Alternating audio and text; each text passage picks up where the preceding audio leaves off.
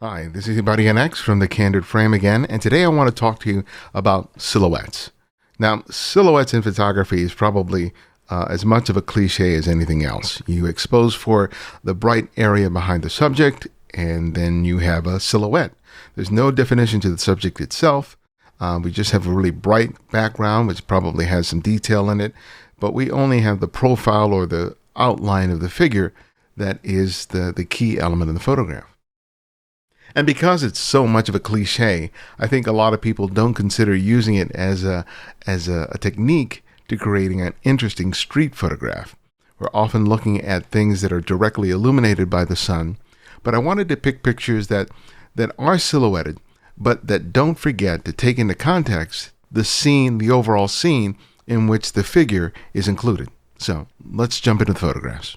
Here's a picture by Carolyn. It was shot with a Canon EOS 5D Mark III at 1/8,000th of a second at f5.6 ISO 400. Now, this looks to me like it was photographed here in Los Angeles because this is one of the metro stations here. And I've actually photographed a very similar scene in my own body of work because when I go downtown or certain parts of Los Angeles, I prefer to take the metro rather than driving a car for understandable reasons. But here we have a scene that's just a perfect silhouette, right? We have the background that is very brightly lit. The exposure is biased for that background, and the subject is rendered into silhouette. So we have this woman's profile, her hair, her overall body shape. So that's the silhouette, the classic silhouette that most people are familiar with. But what I want you to consider is not just the silhouette, but the overall scene. And I often talk about check out the setting, evaluate the setting whenever you're making a photograph, especially on the street. Don't just focus on the human figure that you're going to include in the photograph. Instead, look at everything else that you're going to include in the frame because that really is the heart of your image. Now, the lighting in this overall scene is really remarkable. It's coming from overhead, and there is a glass and metal sort of canopy that covers this metro station near downtown Los Angeles. And it casts this really nice pattern of light across the wall here. And it helps to sort of break up the repetition of these sort of vertical and horizontal lines. You'll see these sort of rectangles that exist here in the background. And it creates this really nice repetition with these other rectangles created by the light passing through the canopy. Sort of an interesting contrast and repeating pattern. But we also have the light sort of hitting the escalator here, creating a nice light and pattern here, and the rails here that serve as the right next to the stairs that lead up and down. And then again, we have the shape here, the shape that's created by part of the canopy that serves as protection for this area where people come up and down from the metro station. But look at this overall scene in context with the silhouette. I think if you imagine this shot without the silhouette, it would be an interesting exploration of light, of pattern, of tonality, especially as a black and white photograph. But when you see the silhouette, it completes the entire shot, and remarkably so, because now you have a sense of scale, you have a contrasting element to all these sort of physical architectural elements that exist and pervade the entire frame.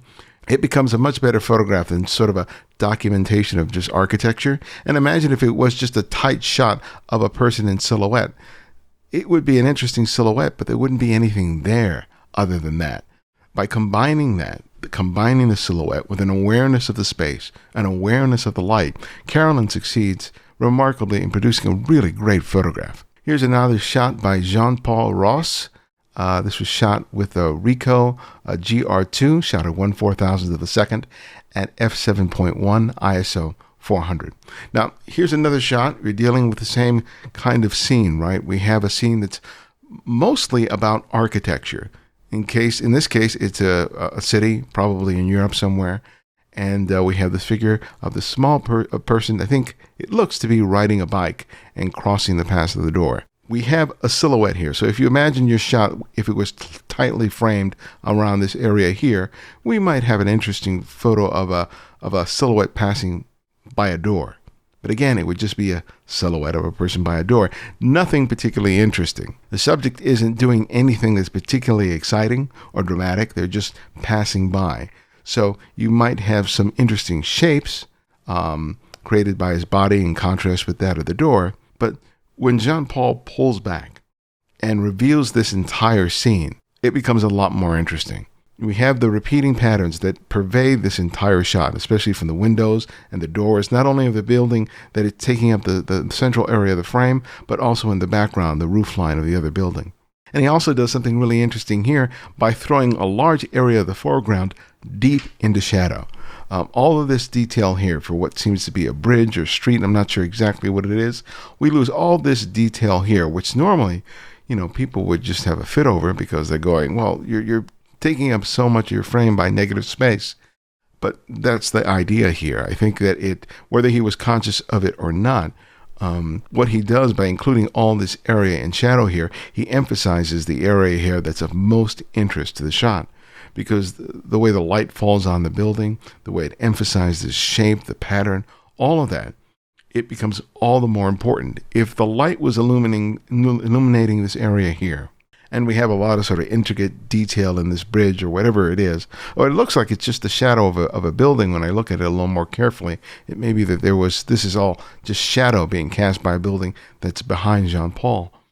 Whatever it is, it helps to draw the viewer's attention to where Jean-Paul obviously wants the viewer's attention to be, which is on this area here and this person in silhouette. Now, when we take a look at the figure in silhouette, that person is such a small area of the frame. They're probably less than 2% of the frame, yet they become a huge anchor point for the success of the photograph. Why is that?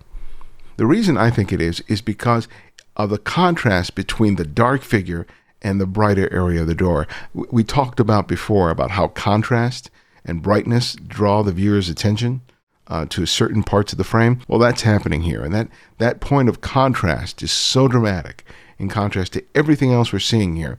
Our eyes immediately go here. We explore these other areas of the frame, but our eyes gravitate right back to this figure on the bicycle. Great and effective use of a silhouette, but also how important being conscious of the frame plays into making good photographs. And when you're starting to pay attention and look for silhouettes, once you recognize that the lighting situation is going to be favoring such a thing, you then have to look at everything else that you're going to include in your composition in order to make it work as best as it can. And Jean-Paul does that here. Here's another shot by Marcello Ceraulo. We don't have any EXIF information on this shot here. This again is the same principle, the same idea. We have a silhouetted figure of someone sort of walking, looks like up this walkway, and then we have this architectural motif in the back. We have all these shapes, and in this case, we have some really great color. We have sort of the orange reds, we have the white, we have the blue of the sky, we have the yellow building. So along with the contrast of light and dark, we're also dealing with contrast of color. And this thing is incredibly vibrant with respect to color. So again, imagine the shot without the human figure in it. It's an interesting play in terms of observing architecture, in terms of interplay of color, all of those things. But if you were doing it without the human figure in there, it would just be a document of what this scene looks like. It really wouldn't sort of evoke the reaction that it does when we have the human figure in the composition. And all of a sudden, that woman with her glasses and her short cropped hair, we have a sense of her, even with the way her neck juts out as she starts moving forward up this walkway here, are really telling, even though we don't see her face. But it all works really, really nicely here. And this and all the other images here really demonstrate how silhouettes can be incredibly dramatic, but they can also result in really beautifully aesthetic photographs that are very pleasing because the photographer is taking into consideration all the elements of what makes a great photograph, not just the silhouette itself.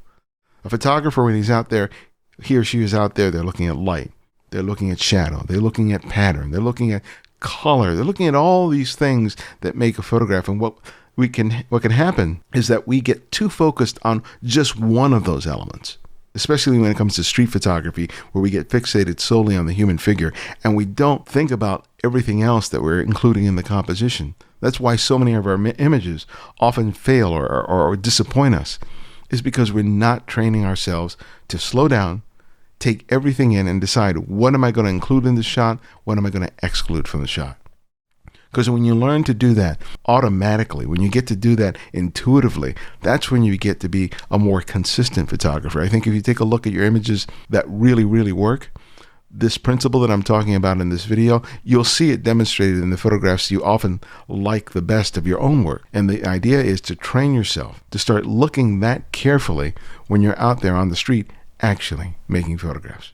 Hope you enjoyed that. If you want to submit to the Flickr pool, all you have to do is go to Flickr and do a search on the Candid Frame, and I'll be glad to add you. I try to pull at least 3 images when I do these videos each time. I fortunately can't get to everybody who submits work, but hopefully I'll be picking one of your images very soon. But even if I don't, I'm hoping that these videos are really helpful to you when you go out to make your photographs.